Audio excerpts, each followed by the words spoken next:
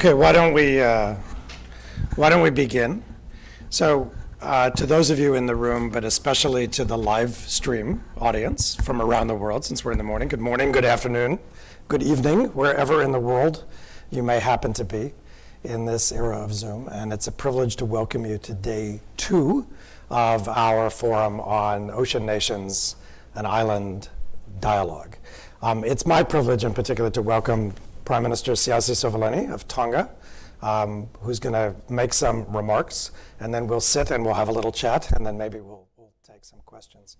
The Prime Minister became Prime Minister last year, but he's a deeply experienced minister. If I'm not mistaken, Prime Minister, this is your 6th or 7th cabinet portfolio. He's been Deputy Prime Minister and Minister of just about everything, Minister of Education and Training, Minister of Environment, Minister of Police, Fire and Emergency Services, Minister of the Armed Forces, and he's also a major voice in regional forums and in the region, but also for the region, and that's consistent with the history of your country, after all.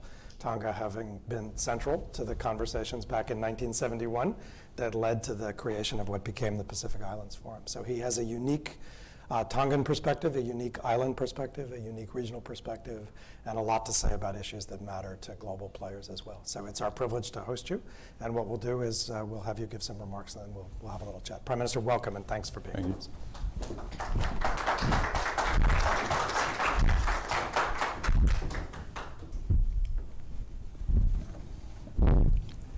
Probably didn't need that, we'll take it.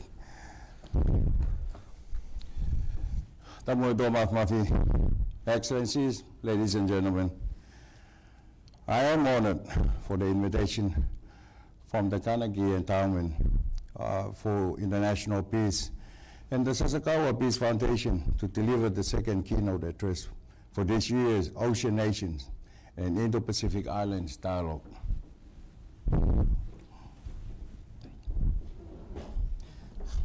That was a little bit too high. I actually welcome the joint project by the Carnegie Endowment and the Sasakawa Peace Foundation in co-hosting this very important annual forum. This forum was inaugurated last year, if not mistaken. And it's good to once again bring together the islands of the Indian and the Pacific Oceans. It is even better to bring us together on the eve of the United Nations General Assembly to speak directly on issues of importance to us. This dialogue precedes the U.S. Pacific Islands Leaders Summit later this month in Washington, D.C. To this extent, I would like to speak on the topic of priorities, challenges, and interests of Tonga within the Pacific community and its engagement with the world. I speak to you during very interesting times. Our primary requirements for peace and security are at key inflection points which affect our national priorities and challenges. There are armed conflicts in too many countries which affect our daily lives despite being thousands of miles away. The situation in Ukraine affects us like many other Pacific countries through the impacts on the prices of basic foodstuff, fuel, and other necessities. They have ripple effects throughout our economies. We face existential threats from climate change and natural phenomena, such as the recent Hunga-Hapai volcanic eruption and ensuing tsunami, which destroyed the equivalent of over 1/3 of our annual GDP. And the relocation of communities is an indicator of how we must incorporate such possibilities into our plans. The steady onset of sea level rise means that some of our communities on low-lying islands are living on borrowed times. We have large proportion of our people living in the diaspora, with 2 out of 3 Tongans living outside our national borders, sending us remittances equivalent to about 40% of our GDP. The impact of the COVID-19 pandemic has been detrimental to our economic development, like so many of our Pacific Islands neighbors. Like many of them, our economic growth turned negative. Before the pandemic, nearly 1 in 3 Tongans live in a state of economic hardship. The impact of the pandemic and the volcanic eruption suggests that these indicators have deteriorated. These are a few of the key social and economic parameters which frame our policy objective and engagement with the international community.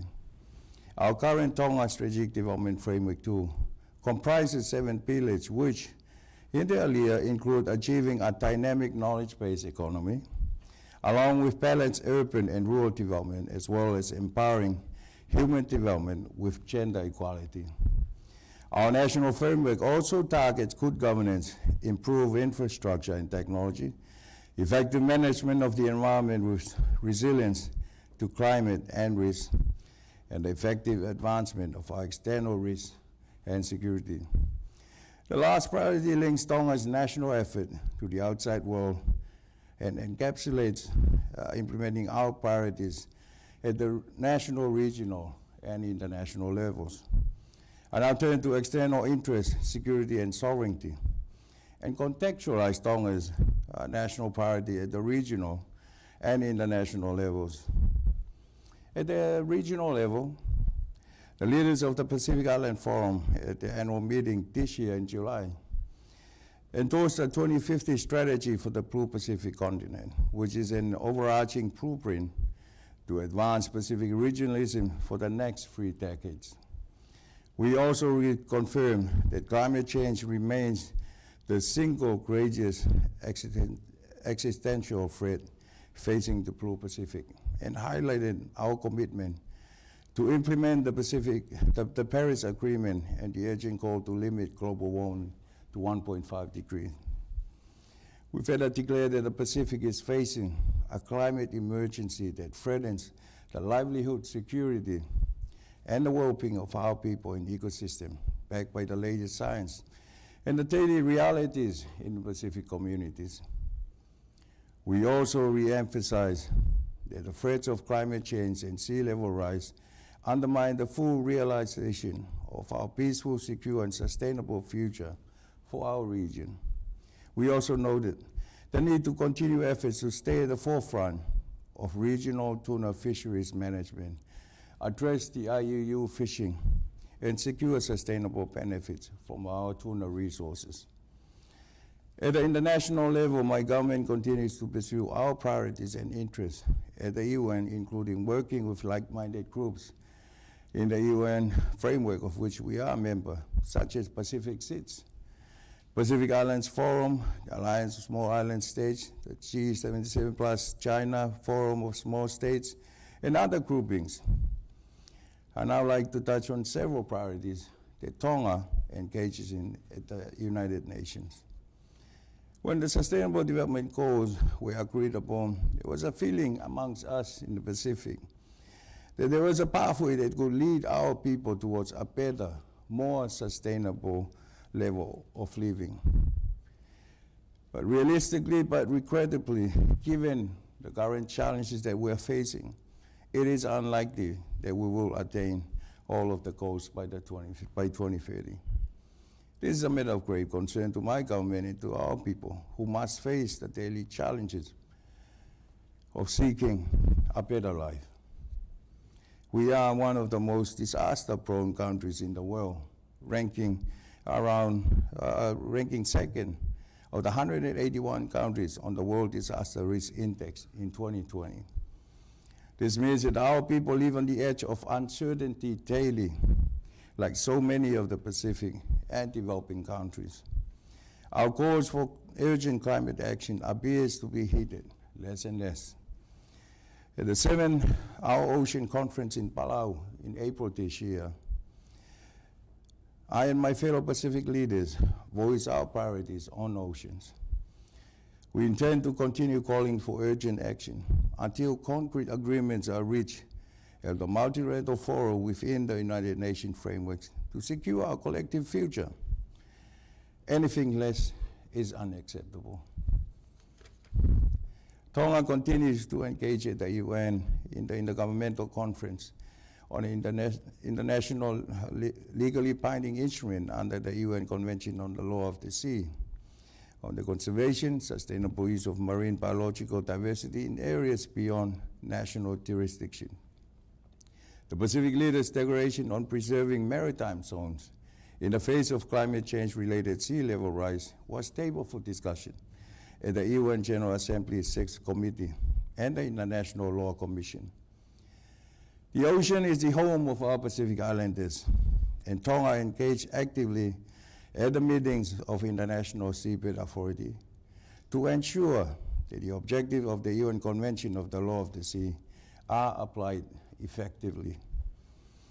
As Tonga's Minister of Education and Training, I have a personal commitment to raising the standard of education for all our young people. I am therefore looking forward to taking part in the Transforming Education Summit, which is going to be held today at the United Nations. Like many countries, COVID-19 hampered the growth of the standard of educational achievement in Tonga. We must make the education system more resilient to future shock. We look to collaborate with the UN and partners to transform education holistically. Tonga and other small island developing states look forward to the application of the Multidimensional Vulnerability Index, or MVI, so we may gain more ready access to the concessional financing needed to survive the impact of climate change, improve long-term national planning, service our debts, and sign up to insurance and compensation schemes. We aim to table a resolution on MVI to the United Nations General Assembly for adoption towards the end of the year. Tonga is a firm proponent of peace and security, be it at the national, regional, or international level. We can only attain sustainable development under the ambit of a world of peace and security, and we are committed to upholding the Charter of the United Nations. Let me now briefly turn to the challenges that Tonga faces. First, Tonga, as a small island developing state, faces similar development challenges to all the other states, such as geographical and economic isolation, limited resources, environmental fragility, high cost of transportation and energy, and vulnerability to climate change and natural disasters. The COVID-19 pandemic has been an added obstacle to our ability to achieve our social and economic goals, especially as this was something we had not anticipated. The volcanic eruption and the devastating tsunami that occurred in Tonga on the 15th of January 2022 were added challenges for Tonga.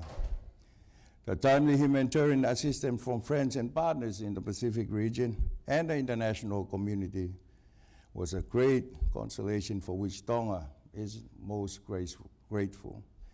The reconstruction and recovery efforts will take a long time, and they are ongoing.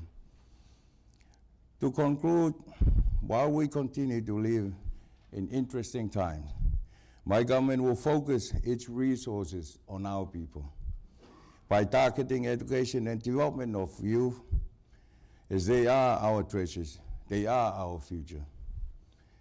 By continuing our fight against our biggest health challenges of non-communicable diseases, by strengthening our ties within Tonga and with our people living in the diaspora, especially in New Zealand, Australia, and here in the United States, by supporting calls for action to secure peace and secure it globally, and by seeking to achieve 70% renewable energy generation by 2030.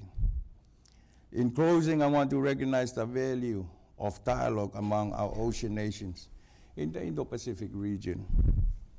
This provides us with an opportunity and space to engage with each other and reflect on our relationship within the region and in the world. It allows us to reflect on our values, reflect on our aspiration and our common desire to safeguard our Indo-Pacific region as an environment of peace and stability. All this should facilitate the implementation of development programs for the betterment of our people. It hopefully allows us to take the actions that our citizens, and especially our youth, so urgently expect of us. I thank the Carnegie Endowment for International Peace and the Sasakawa Peace Foundation for providing this space and for hosting our dialogue. I thank you. Malo.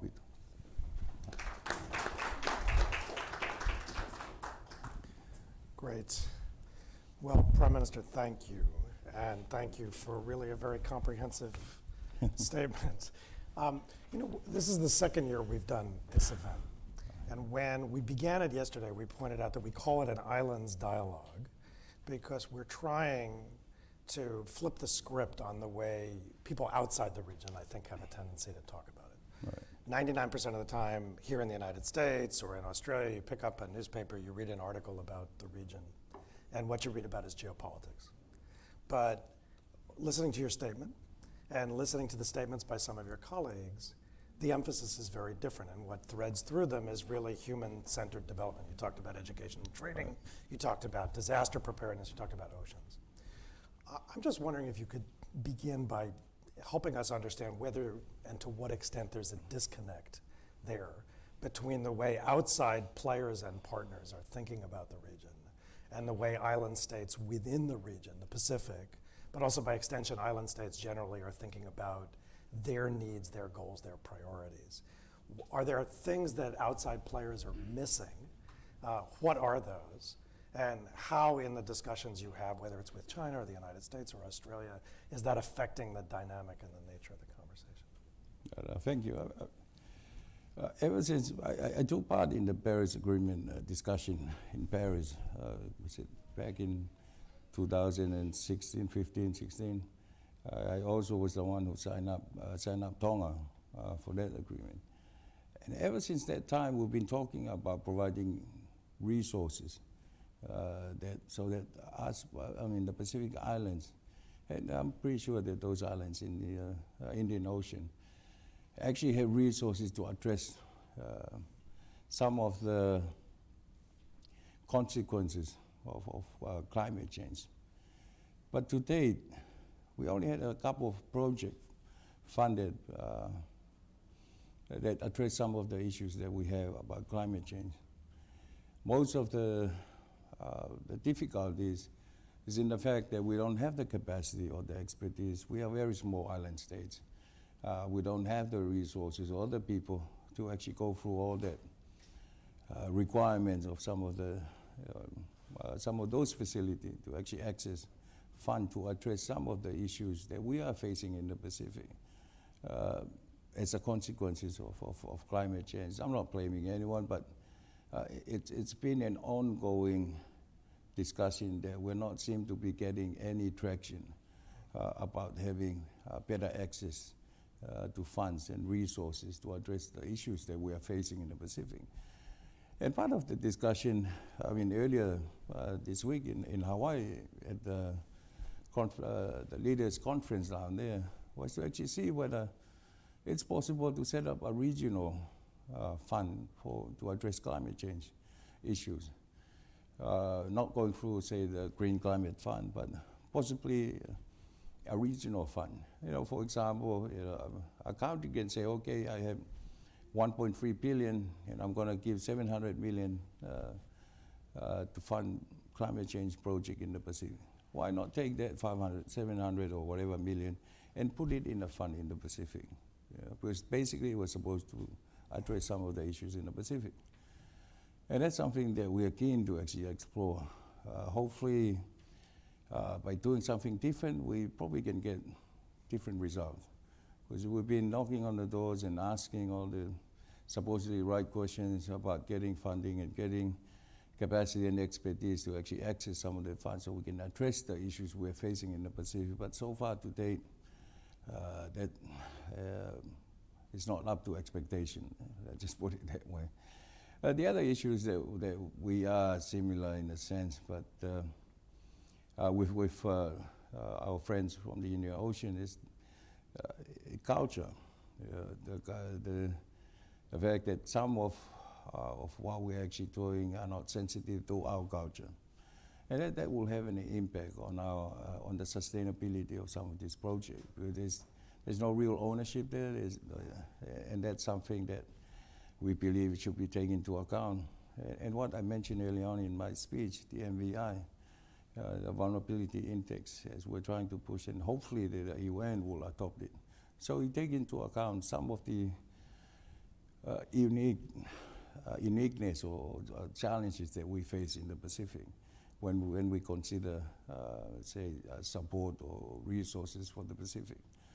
And of course, as an island state, we have tyranny of distance or geographical divide, and we are very vulnerable to about conflicts, not necessarily in the islands, but international conflicts. Because then we have high cost of food items, of transport because of fuels and so forth. So to some extent, I'm not quite sure whether it's because they are not listening, but we're frustrated because we can't do much about it because someone else is causing it, but we are bearing the consequences of those actions. So on something like a regional fund, is the problem that there's a lack of interest from those that would finance it and capitalize it, or is it that the model doesn't quite work, or is it just a lack of political will? Because, for instance, you have a new government in Canberra, right, in Australia, that says it's deeply committed to making climate a central issue in its partnerships in the Pacific. Penny Wong's been out a few times. She keeps making this point. So the political will seems to be there. So is the problem a lack of sustained interest, or is it that the model that is being proposed doesn't quite work? It's probably a combination of both. It's a new, everybody is putting their fund on Jeff or on Green Climate Fund and so forth. That they're relatively comfortable with it. It seems to be a matured model. But for us in the Pacific, it doesn't seem to be working for us. And having this regional, so our economic minister has been working on a regional fund. And of course, we can have that dialogue to actually try and improve it. And whatever their concerns, we can actually address it. I mean, New Zealand, for example, have pledged they'll be putting 1.3 billion into the efforts against climate change. And they've dedicated a certain portion of it to the Pacific. So our question is, why not put that portion that's specifically for the Pacific on a regional fund? And maybe streamline the process so that we can actually have a better chance of accessing those in our lifetime. And so, I mean, that's the discussion that need to be had. We're not saying we are ready to go right now, but it's something that we can engage with these partners and find out what their requirements are to ensure, because, I mean, we understand it. Someone uses money, we need to make sure that we do due diligence and so forth. Can you talk a little bit about cohesion and consensus among island countries? I mean, on something like this, there's presumably a lot of cohesion. Right. But of course, there have been struggles in the Pacific Island Forum. There have been countries that have threatened to leave. There's at least one country that has left. How much is forging a consensus among islands a problem? First, among yourselves in terms of driving forward on functional challenges, but then second, in terms of engaging effectively with these. I do believe that because of COVID, the limitation in terms of face-to-face meeting, that actually has some impact on what happened in the forum. But now that we're back to face-to-face meeting, having a tano, sitting around and having, an honest discussion of what's best, not just for a sovereign state, but also for the region, I think we're coming right. I'm sure that, some of the issues that have been raised will be resolved soon. I think it's just a lack of dialogue, the timing and so forth. But we are hoping that we can continue this, because we do believe it's we're gonna come together as a region. We're stronger together, and we believe that the other countries who had some issues that we need to discuss will come back to the fold, and which is why I believe having institutions such as the Forum is vitally important for the Pacific. Is there a challenge with outside players that they will drive wedges there? I mean, I was straight, when Foreign Minister Wang Yi from China proposed a regional framework, China proposed it as a regional framework, but there was obviously some disagreement among members about how quickly to engage, how to engage, what the nature of that engagement would be. But it was just striking because it was a shift from largely a bilateral strategy that they had to something that was more regional, but in the end it didn't take. And I'm wondering how much of that, what that teaches us about the the ability to forge consensus? In the Pacific, we actually respect each other's sovereignty, but at the same time, we also have, for a while now, work as a region. That's why we just approved the 2050 strategy, which basically bring us all together to work toward a common cause with a few strategies. And even when we're discussing all these security issues, for us, the most important security issue is climate change. It's not China, it's not the US. It is about climate change. We are facing, on an annual basis, extreme weather events. It used to be once every 5 years, but now we're having every other year. And we build up our schools, and we have a cyclone that will destroy about 50% of our school. That will take about 2 years to build back again. So that disrupts the whole school system for about 2 years. And for us, that's a little bit more important than some of the geopolitical issues that we are actually talking about. We're sitting in the United States. Do you feel like the Americans have heard that message? Because I'm laughing because I noticed you mentioned you were in Hawaii, so you saw Wendy Sherman. No. Wendy was, of course, in Tonga. Yes. And if I'm not mistaken, I saw some news reports, and a lot of those news reports were focused on things that she had to say about China in Tonga and in the region generally. So obviously that's a major subject of conversation. And I'm wondering, talk a little bit about your messaging about China's role in the region and whether you think the United States is hearing that The message. United States and China are both development partners of Tonga. We engage them on various issues. We believe that they offer different projects and what have you. But the most important thing is that it's great to actually start talking to Wendy and them. It's been a long time since we have a sit down with a Deputy Secretary of State and have a conversation about what can we work together on. Similarly, when Minister Wong came to Tonga, it's the same discussion. To actually have that face to face. So for us, the most important thing is that we are in a position to have a face-to-face discussion and explain what we believe is in the best interest of Tonga, and then see what we can work together in the future. And we believe that with the upcoming leaders meeting in the White House, we hope that will advance that discussion. Yeah, I used to use a mathematical metaphor, and I would say, for a lot of countries, the operations that matter are actually addition and multiplication. They're not subtraction and division. And so if you think about it that way, that's their perspective. And so they're trying to find ways to engage with different partners. What are you expecting? What are you expecting from the forum with the United States at the summit level? At that summit level, I mean, it would be good to actually see what the United States can do in terms of supporting our 2050 strategy. Mm-hmm. That's what we agreed to on a regional level. That's what we should be aiming for as a region. And hopefully the United States can actually identify how they fit into that regional strategy. We can have our bilateral discussion, but hopefully we can understand their role in terms of us achieving what we put down as a regional plan. Right. I want to see if anybody in the audience has any questions from the floor. Or online, if you want to give me any questions that are coming in from the audience online.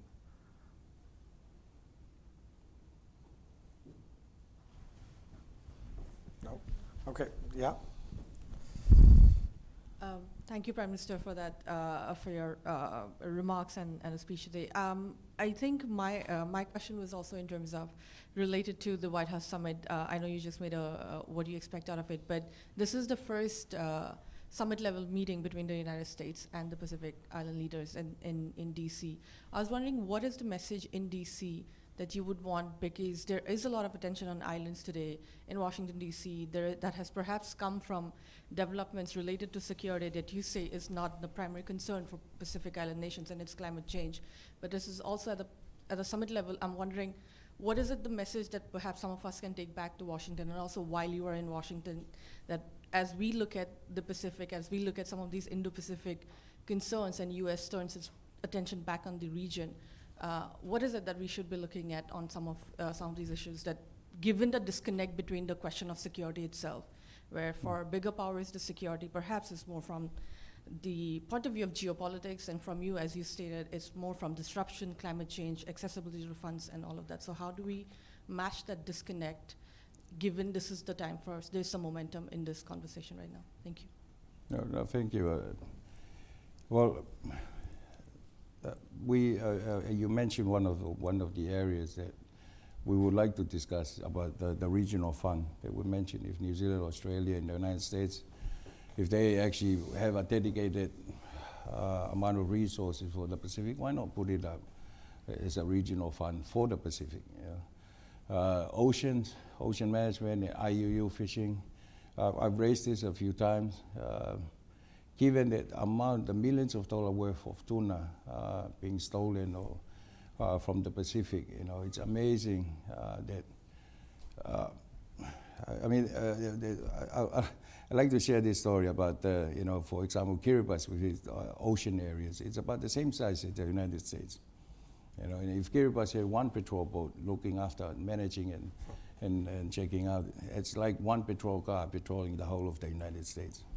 That's the amount of resources needed to actually try and address some of these issues that we're facing in the Pacific.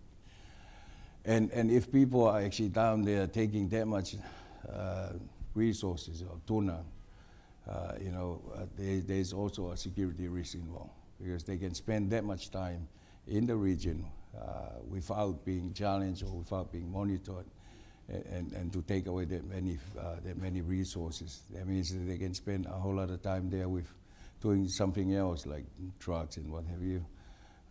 And that's a concern for us too from the Pacific. And given the resources that the U.S. Have, we would like to see how can we partner up and try and address some of that, which is not just economic concern, but also a security concern too, when it comes down to IUU fishing. Hasn't there been some progress on the tuna treaty? We very much appreciate the latest treaty. U.S. has upped the support for the treaty to about $60 million a year for the next 10 years. That went up from like 20-something million. So basically to try and address some of the IUU, but also looking at possibly strengthening the management in some of the Pacific countries. So that we really appreciate that. And that's become a major part of the conversation. That's if we can do this, there is possibly other room on other sectors that maybe we should have a conversation on. Mm-hmm. Other questions? Yeah, please. Thank you, Honorable Prime Minister. I have a question on the partners in the Blue Pacific that was established, with the U.S., Australia, UK, Japan, New Zealand, and I know that they had consultations with Pacific Island missions here and in Washington, D.C. But what are your thoughts on the establishment of that and the fact that it has not gone through the usual regional processes for establishing multilateral partnership, and whether that is in some way similar to what China did? I get your concern. I think it was re-emphasized in East West Center when we had our last the leaders meeting, especially with the U.S., that we need to respect regional institutes such as the Forum, so that we have a more coordinated approach to addressing regional issues, rather than what's happening, if I get it right from your description. So that's something that we want to stress to actually respect the institution that we set up in the Pacific. We can get a lot of some of the issues addressed through those kind of institutions. And we believe that they are coming around. I think they do understand for us in the Pacific. Yes, we have our own bilateral relations, but working together as a region, we would like it to be through these regional institutions. We have time for maybe one or two. Please, Suzanne. Malolele, Prime Malolele. Minister, it's good to see you again. Good to see you. I have a question. You talked about education. You know, when we think about investments, funds that will be established, but really you need the capability and network that you had expressed. I wonder if you could share a little bit about hopes for educational opportunities that will allow that network and those who have the capability to be able to access those funds or figure out those solutions of the commitments made to our oceans that we saw in Palau and saw again in the PIF and saw again at the Pickle. Nothing. Thank you. It's great to have the president of the East West Center here. We've had a few conversations around the fringes of some of the regional conferences we had. Education is a very important part of our development, and you know, the fact that we are geographically divided and so far from each other, and the population is pretty small. It's not economically feasible for telecoms to set up there. That's an issue, trying to actually provide education to our population given that kind of challenges. And that's something that we would like to actually see more in actually using communication as an enabler to provide decent education. I mean, for example, with the COVID-19, we have to shut down school for a few months because of the restriction due to COVID-19. And you know, basically, there's no way we're going to be putting it out on videos and what have you, because basically people don't have computers or laptops. I mean, students. So we need to actually look at that as a part of the important, let's just say, future-proofing, making education more resilient in the future, which is why we are investing in actually trying to subsidize some of these devices so that our school system become a little bit more resilient.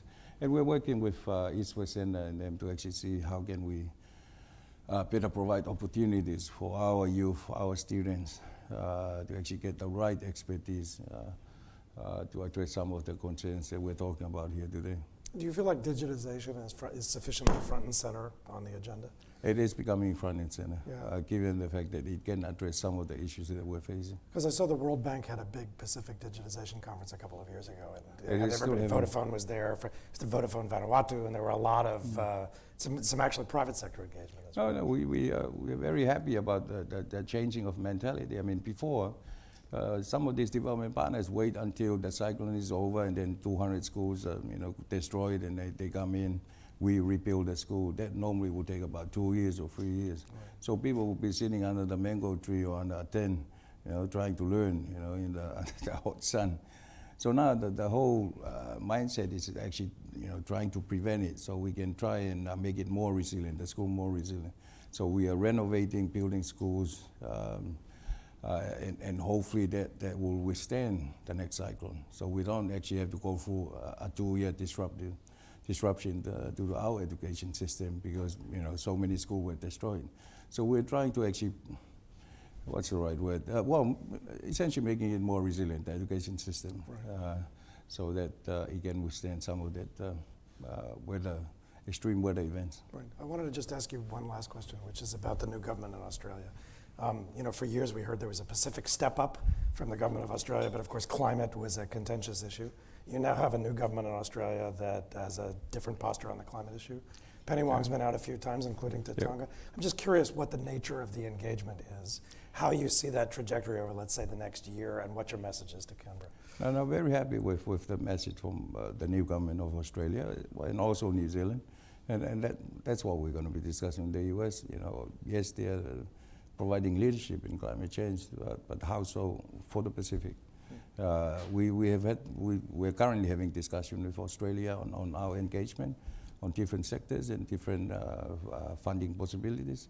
But the example I said earlier on, whereby New Zealand saying, we're putting 1.3 billion to climate change funding and about 700 million to the Pacific, That's a pretty good indication of their commitment to climate change and to the Pacific. And if we can get it meant for the Pacific, then hopefully we can actually have better access to fund and get things done and address the issues that we're facing because of climate change. Great. Well, that's a good message, not just for Canberra, but I think for all partners as well. So, Prime Minister, I know you have a lot on your plate here in New York. We appreciate your time. It's a privilege to have you. And on behalf of the Carnegie Endowment and Sasakawa Foundation and everybody in the audience, online and here, we appreciate you coming. And thanks so much for your perspective. Thank you very much. Thank you.